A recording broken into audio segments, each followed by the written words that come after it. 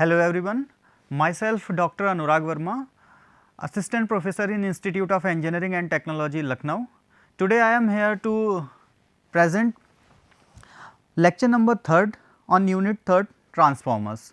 In previous lecture, lecture number 1 and lecture number 2, we have discussed about magnetic materials. Why we have discussed magnetic materials just before the transformer? We have discussed magnetic materials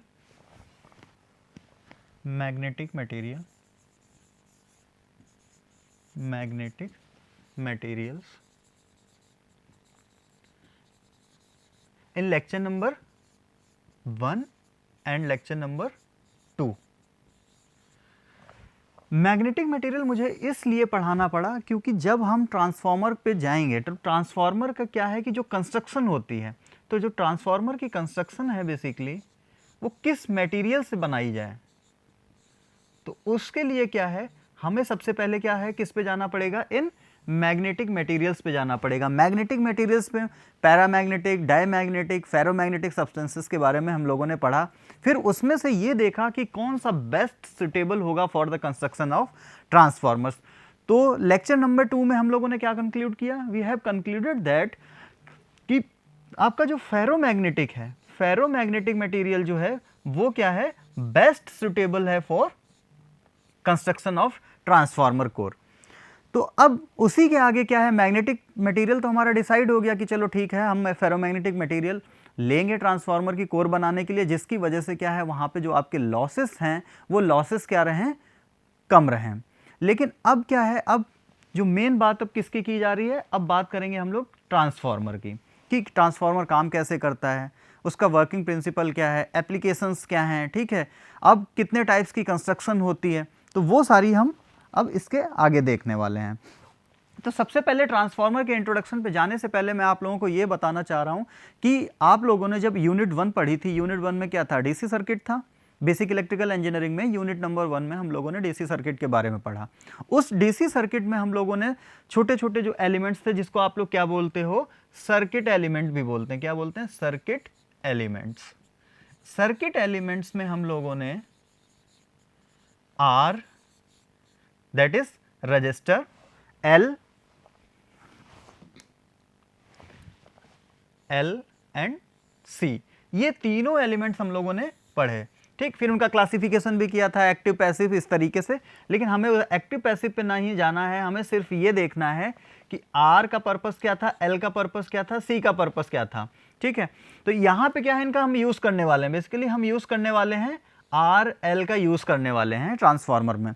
तो इसी वजह से क्या है, इनका basic principle अपने को पता होना चाहिए कि आर किस लिए है, ठीक है, रजिस्टर किस लिए है, या इंडक्टर किस लिए है, कैपेसिटर किस लिए है। तो मैं बात करूंगा यहाँ पे कैपेसिटर की। अगर मैं बात करूं तो कैपेसिटर क्या करता है, कैपेसिटर करता है एनर्जी को स्टोर। कैसे एनर्जी को स्टोर करता है, by producing electric field within a piece of dielectric material. आप लोगों ने देखा होगा कि कैपेसिटर का जो सिंबल होता है वो इस तरीके से होता है। तो इस तरीके से यही होता है कि ये आपकी क्या है, पॉजिटिव प्लेट्स है, ठीक है, ये नेगेटिव प्लेट्स है, बीच में क्या है, कोई डाइलेक्ट्रिक मटेरियल फील्ड होता है। तो इस तरीके से क्या है कि ये पॉजिटिव नेगेटिव प्लेट्स की वजह से क्या है, यहाँ पे इलेक्ट्रिक फील्ड होती है। इलेक्ट्रिक फील्ड की वजह से यहाँ पे कौन सी एनर्जी स्टोर होती है, the energy stored is in the form of electric field, ठीक है। अब दूसरी बात करें इंडक्टर की, तो इंडक्टर भी क्या है, वो भी एक एनर्जी स्टोरिंग एलिमेंट है, ठीक। जैसे आपका कैपेसिटर था, कैपेसिटर क्या कर रहा था, एनर्जी को स्टोर कर रहा था, ठीक है। किस फॉर्म में स्टोर कर रहा था, by producing an electric field. Similarly for inductors, inductor भी क्या है, एनर्जी को स्टोर करते हैं। बट यहां पे क्या है कि इलेक्ट्रिक फील्ड की जगह पे अब क्या आ जाता है, अब आ जाता है आपका मैग्नेटिक फील्ड, ठीक। तो जो आपका प्रिंसिपल है ट्रांसफार्मर का, जो प्रिंसिपल होगा वो टोटली किस पे बेस्ड होगा, वो टोटली बेस्ड होगा on this magnetic. Faraday's law of electromagnetic induction होता है ट्रांसफार्मर का प्रिंसिपल। तो वहां पे क्या है कि जो हम कोर डिजाइन करेंगे या जो कॉइल हमारी होगी, वहां पे हम क्या देखेंगे, इस मैग्नेटिक फील्ड का फंडामेंटल देखेंगे, ठीक। नेक्स्ट हमारा, in order to understand inductors and related components such as transformers we need first to look at electromagnetism, ठीक है। अब आप अभी मैंने एक टर्म बोली थी आप लोगों के सामने कि ट्रांसफार्मर क्या है, कि ट्रांसफार्मर किस प्रिंसिपल पे वर्क करता है, that is totally based on Faraday's law of electromagnetic induction. ठीक है। अब जो टर्म आई इलेक्ट्रोमैग्नेटिज्म, अब इलेक्ट्रोमैग्नेटिज्म को हमें सबसे पहले क्या समझना भी तो पड़ेगा ट्रांसफार्मर पे जाने से पहले। तो अब चलते हैं इलेक्ट्रोमैग्नेटिज्म के कुछ फंडामेंटल्स जो रूल्स हैं, जो प्रिंसिपल्स हैं कि किस तरीके से इलेक्ट्रोमैग्नेटिज्म क्या है, क्या मैग्नेटिक फील्ड है, क्या मैग्नेटोमोटिव फोर्स है, तो वो थोड़ा सा हम लोग इसके बेसिक चीज़ें देख। हालांकि हमने लेक्चर नंबर 1 में थोड़ा सा इसका बताया भी था आप लोगों को, मैग्नेटिक फील्ड डेंसिटी के बारे में बताया था, मैग्नेटिक फील्ड इंटेंसिटी के बारे में भी बताया था। तो एक बार थोड़ा सा क्या है कि इसको रिवाइज करते हुए चलेंगे कि किस तरीके से हमारा इलेक्ट्रोमैग्नेटिज्म काम करता है। यहाँ पे आपके सामने 4 figures are given. First figure में आप क्या देखेंगे कि एक वायर है, सिंपल सी एक वायर है, ठीक है, ब्लू कलर में इस तरीके से एक वायर है। इसमें क्या है कि करंट फ्लो कर रहा है, दैट इज आई। तो ये अपने आसपास क्या है, एक मैग्नेटिक फील्ड को जनरेट करेगी। तो a wire carrying a current I causes a magnetomotive force, जिसको आप और क्या बोलते हैं, एमएमएफ भी बोलते हैं, रिप्रेजेंटेड बाय एफ या एमएमएफ भी हम लोग लिखते हैं। दूसरा क्या है, it produces a magnetic field. जिस तरीके से आप लोग फिगर में देख पा रहे हैं कि यहां पे कोई क्या है कि सोर्स लगा हुआ है, इस सोर्स से क्या है कि करंट आई इसमें फ्लो कर रहा है, ठीक है। अब उसकी वजह से यहां पे क्या हो रहा है, ये अपने आसपास क्या है, एक मैग्नेटिक फील्ड को क्या कर पा रहा है, प्रोड्यूस कर पा रहा है, ठीक है। दूसरा इसकी जो यूनिट है वो क्या है, unit is F S units of amperes for a single wire, that is F is equal to I, ठीक है। अगर ये किसके लिए बोला गया, ये अगर सिंपल से यहां पे क्या है कि जो नंबर ऑफ टर्न है, नंबर ऑफ टर्न्स यहां पे क्या है, 1 है, ठीक है।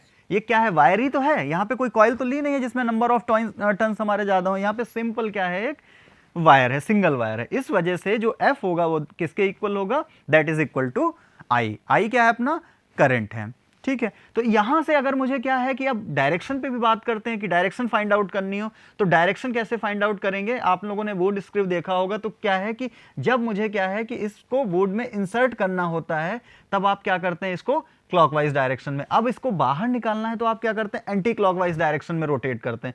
तो इस तरीके से क्या है कि हम इसकी डायरेक्शन को भी फाइंड आउट कर सकते हैं कि अगर मुझे क्या है कि ये क्लॉकवाइज डायरेक्शन में है, तो यहां पे जो मैग्नेटिक फील्ड होगी करंट फ्लोइंग, वो इनटू द पेज होगी, ठीक है।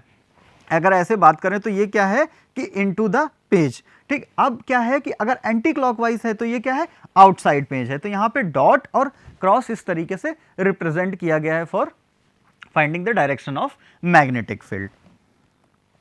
नेक्स्ट चलते हैं हम लोग मैग्नेटिक फील्ड स्ट्रेंथ की। तो मैग्नेटिक फील्ड स्ट्रेंथ मैंने बताया भी था, बट फिर से बता रहा हूं कि यहां पे H इक्वल टू जो क्या है कि ratio of current to the length of the current, length of the wire. जो आपने वायर लिया था उसकी जो लेंथ थी वो क्या थी, L थी। तो यहां पे जो मैग्नेटिक फील्ड की स्ट्रेंथ अगर कैलकुलेट करनी है, आपने क्या किया था, एक सोर्स लगाया, सोर्स से क्या हुआ, इसमें करंट फ्लो हुई इस वायर में, और उसी के बाद क्या हुआ कि इसके आसपास क्या आई, मैग्नेटिक फील्ड। लेकिन ये कौन बताएगा कि इसकी मैग्नेटिक फील्ड स्ट्रेंथ कितनी होगी, तो वो कैसे डिटरमाइन करते हैं, that is determine by using this formula H equal to I upon L. तो आई क्या हो गया, जो करंट फ्लो कर रही है, एल क्या हो गई, जो लेंथ है इसकी, ठीक। Where L is the length of the magnetic circuit and I is the current. अब छोटा सा एक एग्जांपल आपके सामने लिखा हुआ है कि कोई एक स्ट्रेट वायर है, ठीक है, जिसमें करंट कितना फ्लो कर रहा है, करंट फ्लो कर रहा है 5 एम्पियर का। अब आपने को क्या फाइंड आउट करना है, अपने को फाइंड आउट करना है कि what is the magnetic field strength H at a distance of 100 millimetre from the wire, ठीक है। छोटा सा एक डायग्राम भी बना के मैं एक्सप्लेन करना चाहूंगा इसको। ये यहां पे सोर्स लगा है, ठीक है, ये कोई मैग्नेटिक सर्किट है जिसमें क्या है, ये वायर है, कंडक्टर है, वायर है, कॉइल है, कुछ भी बोल सकते हैं, ठीक। अब इसमें क्या है, प्लस माइनस, मैंने सोर्स जो लगाया that is V, current flow कर रहा है, क्लोज सर्किट है तो जाहिर सी बात है करंट फ्लो करेगा। करंट कितना फ्लो कर रहा है वो गिवन है अपने को, कितना गिवन है, I इक्वल टू 5 एम्पियर, ठीक है। अब कह रहा है कि what is the magnetic field strength, मतलब अपने को क्या कैलकुलेट करना है, H, we have to find the value of H। H कितना होगा, at a distance of 100 millimetre from the wire. तो डिस्टेंस कितनी गिवन है, डिस्टेंस अपने को गिवन है, जो कि गिवन है r इक्वल टू कितनी गिवन है 100 मिलीमीटर। ठीक है, तो अब 100 मिलीमीटर अगर अपने को डिस्टेंस गिवन है तो अब अपने को क्या है कि उसका पाथ कैलकुलेट करना पड़ेगा भाई। तो पाथ कैसे कैलकुलेट करेंगे, पाथ का अगर कैलकुलेट करना है तो हम क्या यूज करेंगे, सरकमफेरेंस 2 पाई r, जो कि क्या है r तो गिवन है, डिस्टेंस कितनी है, डिस्टेंस है 100 मिलीमीटर, तो 2 पाई इंटू आर जो कि आपका किसके इक्वल आएगा 0.628 मीटर के। तो इसको मिलीमीटर को क्या है आप कन्वर्ट भी कर सकते हैं मीटर में। ठीक है, तो इस तरीके से h equal to I upon L 5 upon 0.628 equal to 7.96 ampere पर मीटर। क्यों, क्योंकि ऊपर क्या है, ऊपर तो करंट है, नीचे क्या है लेंथ, लेंथ की एसआई यूनिट क्या होती है मीटर, तो आपकी एसआई यूनिट क्या बनी मैग्नेटिक फील्ड स्ट्रेंथ की एम्पेयर पर मीटर। तो इस तरीके से लिखते हैं हम लोग, या AM-1 ये भी लिख सकते हैं, इन दोनों में से कोई भी चलेगा। तो इस तरीके से हम लोग मैग्नेटिक फील्ड स्ट्रेंथ को कैलकुलेट करेंगे जब भी जरूरत होगी। नेक्स्ट चलते हैं, magnetic field produces magnetic flux. ठीक है, उसकी यूनिट बेवर होती है और ये डिस्कस भी किया था, इसलिए थोड़ा सा मैं इसको तेजी से आगे बढ़ाना चाहूंगा कि मैग्नेटिक फ्लक्स आपका क्या हो गया फाई, जो किसकी वजह से आई थी, मैग्नेटिक फील्ड की वजह से। ठीक है, और इसकी यूनिट क्या थी फ्लक्स की, इसकी यूनिट थी वेबर, जिसको हम WV भी लिखेंगे, और इक्विवेलेंट टू क्या होता है वोल्ट पर सेकंड होता है। अब अगर strength of the flux at a particular location हमें मेजर करनी हो तो किस टर्म में मेजर करेंगे, जो कि B से मेजर करेंगे। ठीक है, और फ्लक्स डेंसिटी की SI यूनिट क्या होती है, जो कि B की क्या होती है टेस्ला होती है, T से लिखते हैं।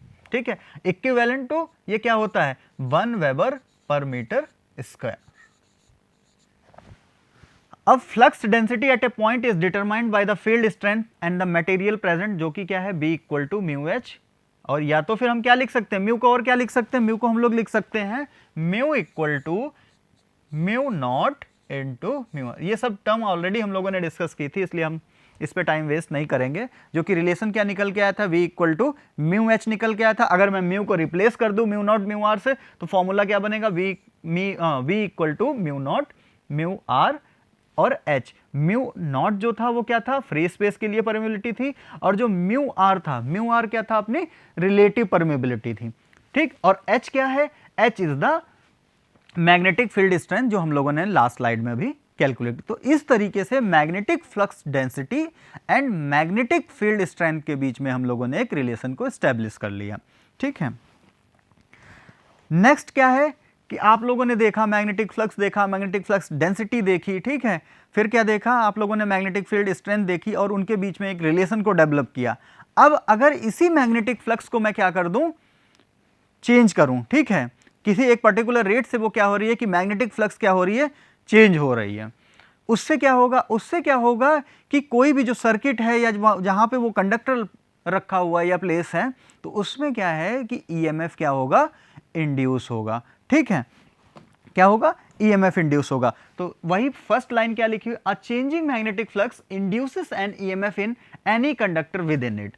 ठीक, यही सब हम प्रिंसिपल्स क्या है यूज करने वाले हैं ट्रांसफार्मर में, इसलिए आप लोगों को ये सब चीजें बताई जा रही हैं। अब फैराडे जी ने क्या कहा था, फैराडेस लॉ क्या कहता है कि the magnitude of the EMF, अभी जो आप लोगों ने ईएमएफ को इंड्यूस करवाया बाय चेंजिंग मैग्नेटिक फ्लक्स, अब उसका जो मैग्नीट्यूड है, ठीक है, the magnitude of the EMF induced in a circuit is proportional to the rate of change of magnetic flux linking the circuit. ठीक है, कैसे लिखेंगे इसको कि जो मैग्नीट्यूड है ईएमएफ का that is directly proportional to the rate of change of magnetic flux. तो rate of change of magnetic flux d phi over dt। ठीक है, किसके प्रोपोर्शनल बताया, मैग्नीट्यूड ऑफ ईएमएफ। तो हम क्या लिख सकते हैं इसको, इस तरीके से लिख सकते हैं डायरेक्टली प्रोपोर्शनल। ठीक है, ये हो गया फैराडे जी का लॉ। अब लेंज क्या कहते हैं, लेंज जी ये कहते हैं कि direction of the EMF is such that it tends to produce a current that opposes the change of the flux responsible for inducing the EMF. ठीक है, कहने का मतलब ये है कि जो चेंज ऑफ फ्लक्स है, जो चेंज ऑफ फ्लक्स था आपका जिसकी वजह से आप ईएमएफ को इंड्यूस कर पा रहे थे, वो क्या करेगा, जो डायरेक्शन होगी ईएमएफ की वो इस तरीके से होगी, वो क्या करेगा खुद का ही अपोज करेगा। तो इस वजह से लेंज लॉ की वजह से क्या आ जाता है जब हम लोग लिखते हैं minus d phi over d t. जब हम अभी इसको और कंप्लीटली बता देंगे कि किस तरीके से minus and d phi over d t. आप लोग कंफ्यूज अक्सर कर कंफ्यूज होते हैं इस बात में कि फेरेडेस लॉ में भी आप लोग माइनस लगा के चलते हैं और लेंस जब लिखते हैं तब तो लिखते ही लिखते हैं, लेकिन ये जो माइनस आया था वो किसकी वजह से आया था, वो लेंज लॉ की वजह से आया था, जिन्होंने बताया था कि वो खुद का ही खुद से क्या करेगा, अपोज करेगा। ठीक है, तो इस वजह से वो डायरेक्शन की वजह से यहां पे माइनस लगा हुआ है। तो जो माइनस है, माइनस क्या इंडिकेट करता है, डायरेक्शन। नेक्स्ट आते हैं, adding a ferromagnetic ring around a wire will increase the flux by several orders of magnitude. ठीक है, अब क्या है कि जो मैंने अभी फॉर्मूला लिखा था, आपको क्या बताया था कि E equal to minus N d phi over d T. ठीक है, तो एक्चुअली में जो ईएमएफ इंड्यूस होता है मैग्नेटिक फ्लक्स को वेरी करने से या चेंज करने से, वो किस पे डिपेंड करता है, that also depends on the number of turns. तो अब मैंने क्या किया कि adding a ferromagnetic ring around a wire will increase the flux by several orders of magnet. क्यों? क्योंकि वो डायरेक्टली प्रोपोर्शनल है। अब अगर मैं नंबर ऑफ टर्न्स को चेंज करता हूं या नंबर ऑफ रिंग्स को मैं चेंज करता हूं, तब क्या होगा कि ईएमएफ क्या होगा, ईएमएफ इंक्रीज होगा। ठीक है, तो यहां पे क्या है कि the magnetic flux about a current carrying wire in air. ठीक है, इस तरीके से यहां पे क्या है, सिंगल वायर है, और यहां पे अगर आप कैलकुलेट करेंगे मैग्नेटिक फील्ड स्ट्रेंथ, तो H इक्वल टू क्या आ जाएगा, I अपॉन L आएगा। ठीक है, अब यहां पे क्या था कि आप लोग, हमने क्या किया, फेरोमैग्नेटिक रिंग लगा दी। अब इसकी आप थिकनेस भी देख सकते हैं, इसका कुछ ना कुछ एरिया भी कैलकुलेट कर सकते हैं। तो अब इस केस में जो मैग्नेटिक फ्लक्स होगा that is greater than current carrying wire in air. तो effect of adding a ferromagnetic ring ये है कि इस तरीके से अगर हम रिंग को ऐड कर देते हैं तो मैग्नेटिक फ्लक्स पे क्या फर्क पड़ेगा। नेक्स्ट आते हैं, when a current carrying wire is formed into a coil the magnetic field is concentrated for a coil of n turns the mmf is given by F equal to I into n। पहले क्या बताया था, अगर कोई single wire है, single wire के लिए क्या बताया था कि जो फोर्स होगा वो किसके बराबर होगा, दैट इज इक्वल टू आई। लेकिन अगर यहां पे क्या आ जाए, यहां पे कॉइल आ गई, क्या आ गई, कॉइल आ गई इस तरीके से। अब इसमें क्या है, नंबर ऑफ टर्न्स कितने हैं, मैं एज्यूम कर लेता हूं कितने हैं, n। तो अब यही यहां पे क्या है, जो फोर्स की वैल्यू है वो क्या हो जाएगी, that is F equal to n multiply by I. ठीक है, क्या हो जाएगा, multiply by I, F equal to N I. ठीक, तो magnetic field strength is given by H equal to I N upon L. कुछ नहीं है, पहले सिंगल वायर था तो वहां पे नंबर ऑफ टर्न्स जो था वो कितने थे, नंबर ऑफ टर्न्स की अगर बात करें तो वहां पे क्या था, अगर देखें एक ही था, तो यहां पे अगर 1 पुट कर देंगे तो H इक्वल टू क्या आ जाएगा, H इक्वल टू आ जाएगा I अपॉन L आ जाएगा। ठीक, अब यहाँ पे नंबर ऑफ टर्न्स इंक्रीज करते जा रहे हो, इंक्रीज करते, लेट अस से कोई वैल्यू है तो वो क्या, उसके लिए क्या एक जनरल फॉर्मूला क्या लिखा जाएगा, n multiply by L, n multiply by I upon L. L क्या है, लेंथ है। नेक्स्ट आते हैं, एक टर्म है रिलक्टेंस। आप लोगों ने जैसे फर्स्ट यूनिट में पढ़ा था, रेजिस्टेंस पढ़ा था। ठीक है, रेजिस्टिव सर्किट में आप लोगों ने देखा ना रेजिस्टेंस, जिससे क्या मेजर करते हैं, R is a measure of how the circuit opposes the flow of electricity. तो आर जो था, जो रेजिस्टेंस था, वो क्या था, एक प्रॉपर्टी थी किसी भी कंडक्टर या मटेरियल की, जिससे क्या हो रहा था कि इलेक्ट्रिसिटी के फ्लो को क्या कर रहा था, अपोज कर रहा था। ठीक है, या हम कह सकते हैं क्या कर रहा था कि करंट को फ्लो करने से क्या कर रहा था, रोक रहा था या उसका अपोज कर रहा था। ऐसे ही आपका क्या है, मैग्नेटिक सर्किट, वो तो इलेक्ट्रिक सर्किट की बात हो गई। अब हम लोग कौन से सर्किट पढ़ रहे हैं, अब हम लोग इस थर्ड यूनिट में पढ़ रहे हैं मैग्नेटिक सर्किट। तो इस मैग्नेटिक सर्किट में नई टर्म ऐड हुई है, दैट इज रिलक्टेंस, और रिप्रेजेंटेड बाय एस। ये आप लोग ध्यान रखिएगा, अक्सर कर हम लोग क्या है, कंफ्यूज होते हैं जब भी हमसे पूछा जाता है रिलक्टेंस एंड रेजिस्टेंस। तो रेजिस्टेंस किसके लिए है, फॉर रेजिस्टिव सर्किट, जो कि आप लोग किसकी बात करते हैं, जब इलेक्ट्रिक सर्किट की बात करते हैं। किसकी बात करते हैं, इलेक्ट्रिक सर्किट। अब इसका मैं कंपैरिजन भी दिखा दूंगा। ठीक है, इलेक्ट्रिक सर्किट। सिमिलरली आपका क्या है, मैग्नेटिक सर्किट है, क्या है, मैग्नेटिक सर्किट। अब मैग्नेटिक सर्किट है तो मैग्नेटिक सर्किट में क्या फ्लो करवाया था हमने अभी, मैग्नेटिक फ्लक्स को फ्लो कराया था। तो अब यहाँ पे क्या है, जो रिलक्टेंस है, रिलक्टेंस क्या मेजर करेगा, रिलक्टेंस मेजर करेगा how the circuit opposes the creation of magnetic flux. वहां पे क्या था, वहां क्या था, वहां करंट थी, क्या थी, वहां थी करंट, ठीक है। तो जो इसकी वैल्यू क्या थी, इसकी वैल्यू थी आर ओम, कितनी, आर ओम। तो इससे क्या था कि इससे ये पता चल रहा था कि ये जो इलेक्ट्रिसिटी फ्लो है या जो करंट फ्लो है उसका कितना अपोज कर सकता है, ठीक है, वो रेजिस्टेंस से पता चलता है। यहां मैग्नेटिक सर्किट में क्या है कि क्या फ्लो था, मैग्नेटिक फ्लक्स का फ्लो था। तो मैग्नेटिक फ्लक्स का फ्लो जो है उसको अपोज कौन करेगा, उसको अपोज करेगा रिलक्टेंस, ठीक है। In a resistive circuit R equal to V upon I होता है। Magnetic circuit the units of reluctance are amperes turn per weber, जो कि 80 एम्पियर टर्न्स पर वेबर, ठीक है। तो इस तरीके से अब इससे क्या है कि S इक्वल टू क्या लिखेंगे, N, ठीक है, multiply by I upon weber के लिए फ्लक्स, ठीक है। वहां रजिस्टिव में क्या था, R equal to voltage multiply by, sorry ये आपका आ जाएगा स्क्रीन,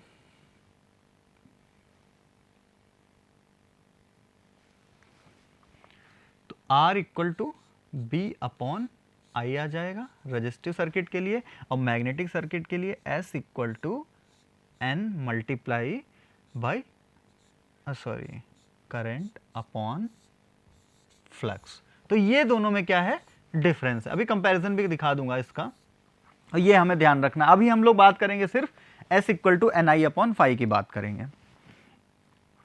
नेक्स्ट चलते हैं इंडक्टेंस। नाउ अब क्या है अपना, अब इंडक्टेंस की बात करते हैं। अभी क्या था, हम लोगों ने देखा रिलक्टेंस देखा, ठीक है, रिलक्टेंस को कंपेयर भी किया इलेक्ट्रिक सर्किट से। अब हम लोग कंपेयर करेंगे, इंडक्टेंस की बात करेंगे, ठीक है। तो इंडक्टेंस में क्या है, एक मिनट पॉइंटर सेलेक्ट कर लेता हूँ।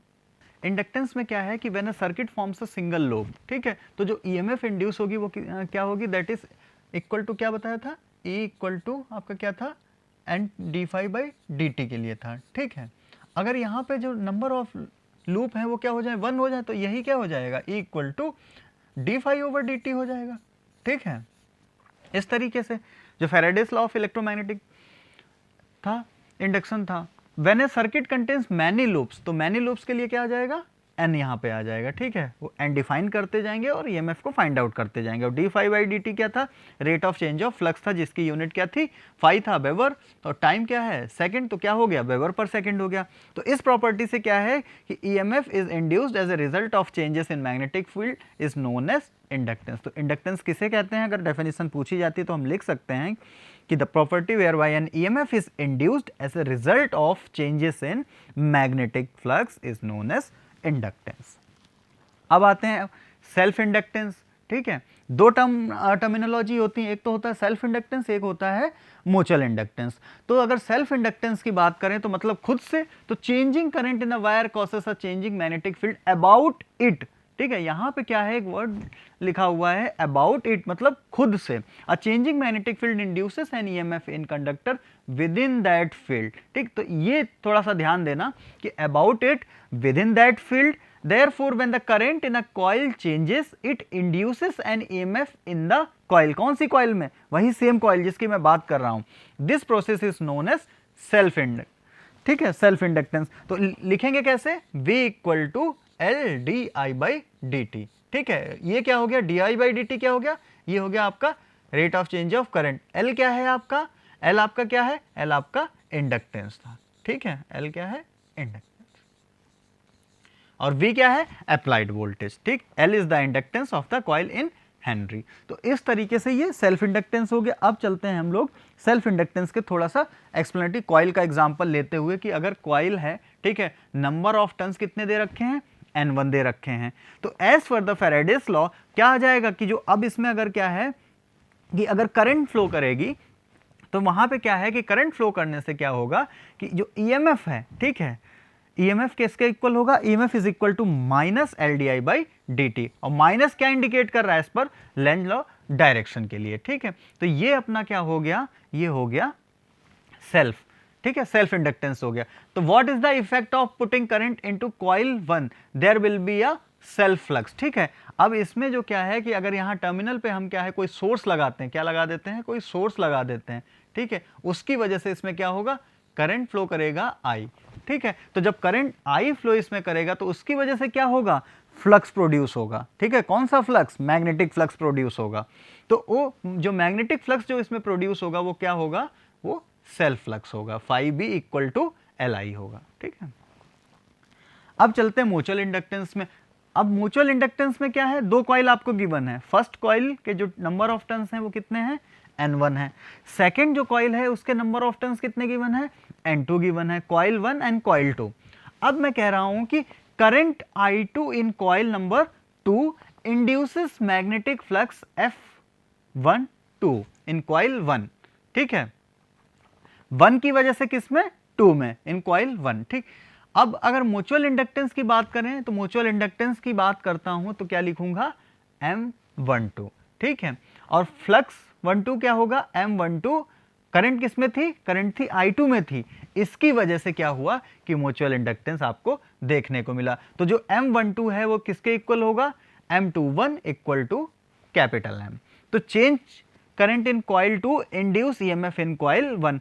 मतलब क्या हुआ कि जो करंट का चेंज हो रहा था कॉइल नंबर 2 में, उसकी वजह से क्या हुआ कि कॉइल 1 में भी आपको क्या देखने को मिला, ईएमएफ देखने को मिला, जिसकी वजह से क्या हुआ, ईएमएफ इंड्यूस हुआ। तो EMF 12 equal to minus of M12 di2 upon d2। तो इस तरीके से ये जो M12 लिखा हुआ ये क्या है, यही है आपका म्यूचुअल इंडक्टेंस। क्या है, म्यूचुअल इंडक्टेंस।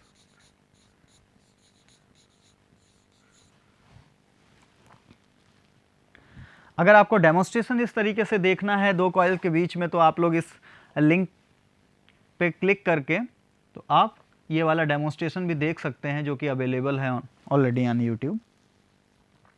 नेक्स्ट अब कंपैरिजन है मैग्नेटिक एंड इलेक्ट्रिक सर्किट का।